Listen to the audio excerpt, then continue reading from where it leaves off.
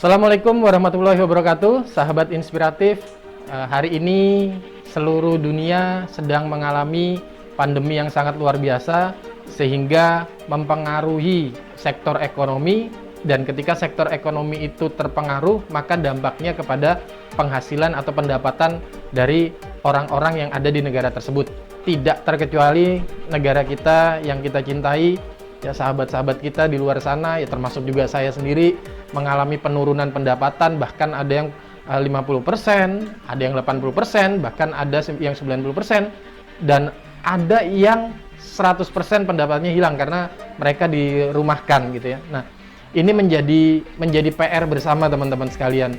Bagaimana kita bisa melewati hal ini? Tentu butuh kerjasama, butuh saling bergandengan tangan. Dan ketika hal ini terjadi, ya mungkin sering kita dapati gitu ya, teman kita, sahabat kita, keluarga kita, ya saudara-saudara kita, mungkin mereka butuh bantuan. Terkadang tidak sedikit yang meminta bantuan kepada kita. Nah, pertanyaannya kan, bagaimana sementara kita juga dalam kondisi yang sulit gitu ya, sementara kita juga harus membantu mereka gitu. Tentu kita juga harus memikirkan cash flow keuangan kita supaya juga jangan sampai cash flow kita juga terganggu.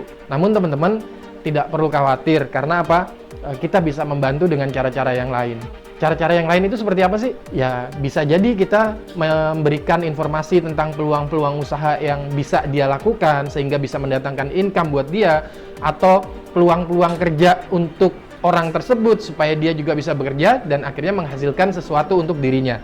Kemudian juga atau bisa juga kita mereferensikan orang tersebut terhadap peluang-peluang di tempat kerja kita. Seandainya contoh, di tempat kerja kita butuh seorang konten kreator, atau di tempat kerja kita butuh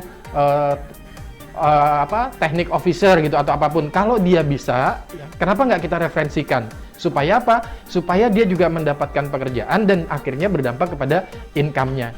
Dan teman-teman sekalian, jangan pernah takut untuk berbagi apapun ya, berbagi peluang, berbagi informasi, berbagi uang kalau kita miliki. Kenapa? Karena ketika kita berbagi, ya, ketika kita berbagi 1, bisa jadi yang kita dapatkan 10. Ketika kita berbagi 2, bisa jadi yang kita dapatkan 20, ya. Jadi jangan pernah khawatir untuk terus berbagi kebaikan kepada orang-orang yang ada di sekitar kita, orang-orang yang membutuhkan bantuan sama kita. Nggak usah pelit-pelit, karena di dalam sebuah hadis juga dikatakan, ketika kita memberikan sebuah kebaikan, satu buah kebaikan akan dibalas dengan 700 kebaikan. Bayangkan, 1 dibalas 700. Ini yang berbicara bukan saya, tapi agama yang saya yakini, Tuhan yang mengatakan demikian. Maka kalau saya bisa dusta, saya bisa bohong, apakah Tuhan kita akan dusta dengan apa yang dia katakan? Tentu tidak. Yuk teman-teman, mari supaya kita bisa terus melewati pandemi ini dengan baik, dan keluarga kita, kerabat kita, sahabat-sahabat kita terselamatkan akibat kondisi global yang sangat luar biasa ini. Maka perlu kita untuk apa? Memberi kebaikan atau mengundang kebaikan. Saya David Veronica, salam inspirasi kebaikan.